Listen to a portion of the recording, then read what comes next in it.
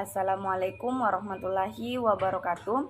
Perkenalkan, nama saya Nurul Huda dengan NIM 21040101018.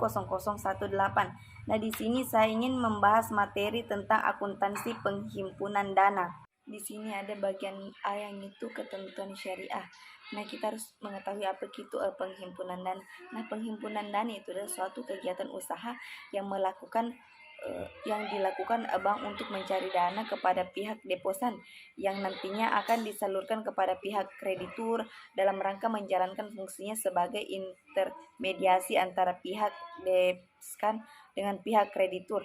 Nah, dan ketentuan syariah dalam penghimpun dana pada bank syariah yaitu penghimpunan dana yang dilakukan oleh perbankan syariah dan perbankan konvensional menggunakan instrumen yang sama yaitu instrumen giro, tabungan, dan deposito. Nah, ketiga jenis instrumen ini bisa disebut dengan istilah dana pihak ketiga.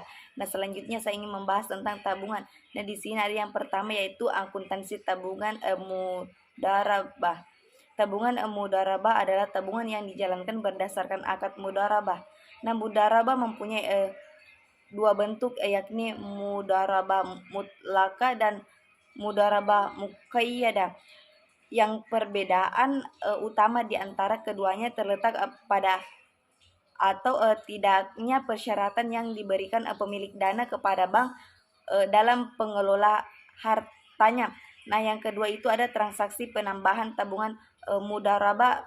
Nah, beberapa transaksi terkait tabungan mudarabah dapat mengakibatkan berbentuknya saldo tabungan mudarabah. Nah, transaksi tersebut antara lain adalah setoran tunai nasabah, transaksi dari kantor cabang lain ke rekening nasabah. Nah, yang ketiga itu ada transaksi pengurangan tabungan mudarabah. Nah, beberapa transaksi yang dapat mengakibatkan berkurangnya saldo tabungan mudarabah adalah penarikan tunai oleh nasabah, transfer ke rekening lain kepada bank yang sama, transfer kepada nasabah bank lain, serta penarikan biaya administrasi tabungan, pajak, dan lainnya oleh bank. Nah, yang keempat itu ada akuntansi tabungan wadiyah. Akuntansi tabungan wadiyah pada prinsipnya sama dengan akuntansi tabungan mudarabah. Perbedaan akuntansi tabungan wadiyah dengan tabungan mudarabah adalah dalam hal insentif yang diterima oleh nasabah. Selanjutnya saya ingin membahas tentang giro. Nah, giro adalah simpangan yang penarikannya dapat dilakukan setiap saat dengan menggunakan cek, biliet, giro, sarana pemerintah pembiayaan lainnya, atau dengan pemindah bukuan. Nah, bagian berikut akan membahas kedua jenis giro, yaitu yang pertama itu ada giro wadiyah. Nah, giro wadiyah adalah giro yang harus mengikuti fatwa DSN tentang wadiyah. Nah, akad wadiyah adalah akad penitipan dana dengan ketentuan penitip dana mengizinkan kepada bank untuk memanfaatkan dana yang dititipkan tersebut, dan bank wajib mengembalikan apabila sewaktu-waktu penitip mengambil dana tersebut. Nah, yang kedua itu ada transaksi penambahan rekening giro wadiyah. Rekening giro wadiyah dapat bertambah melalui transaksi penyetoran tunai, transfer dari tabungan maupun giro cabang lain dari bank yang sama. Nah, penerima cek dari nasabah bank lain yang diuangkan oleh nasabah suatu bank. Yang ketiga itu ada transaksi pengurangan giro wadiyah.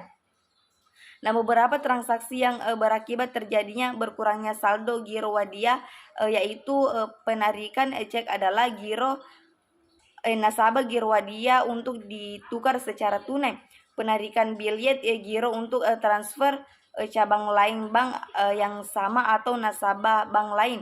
Nah, yang keempat itu ada giro mudarabah. Nah, giro mudarabah yaitu merupakan instrumen penghimpunan dana melalui produk giro yang menggunakan akad mudarabah. Nah, giro mudarabah harus mengikuti fatwa DSN tentang mudarabah. Nah, akad mudarabah adalah akad yang digunakan dalam perjanjian antara pihak penanam dana dan pengelola dana untuk melakukan kegiatan usaha tertentu. Selanjutnya saya ingin membahas tentang deposito mudharabah. Deposito yaitu investasi dana berdasarkan akad mudharabah atau akad lain yang tidak bertentangan dengan prinsip syariah, yang penarikannya hanya dapat dilakukan pada saat tertentu berdasarkan akad antara nasabah, penyimpan dan bank syariah atau unit usaha syariah. Nah, modal yang didepositokan harus dinyatakan dalam bentuk tunai dan bukan piutang.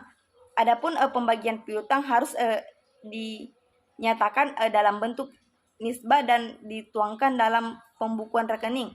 Sebagai mudharib, bank menutup biaya operasional deposito dengan menggunakan nasabah keuntungan yang menjadi haknya, dan bank tidak diperkenakan mengurangi nisbah keuntungan nasabah tanpa persetujuan nasabah yang bersangkutan. Nah, selanjutnya saya membahas tentang penyajian transaksi penghimpunan dana. Nah, yang pertama itu ada dana mudharabah, disajikan sebagai dana syirka temporer dengan memisahkan antara dana mudharabah yang berasal dari bank dan yang berasal dari bukan bank. Nah, yang kedua itu ada bagi hasil dana mudharabah yang sudah diperhitungkan dan telah jatuh tempo tetapi belum diserahkan kepada nasabah, disajikan dalam pos kewajiban segera. Nah, yang ketiga itu ada bagi hasil dana mudharabah yang sudah diperhitungkan pada akhir periode tetapi belum jatuh tempo, disajikan dalam pos bagi hasil yang belum disajikan. Mungkin itu saja materi yang dapat saya sampaikan. Sekian dan terima kasih. Wassalamualaikum warahmatullahi wabarakatuh.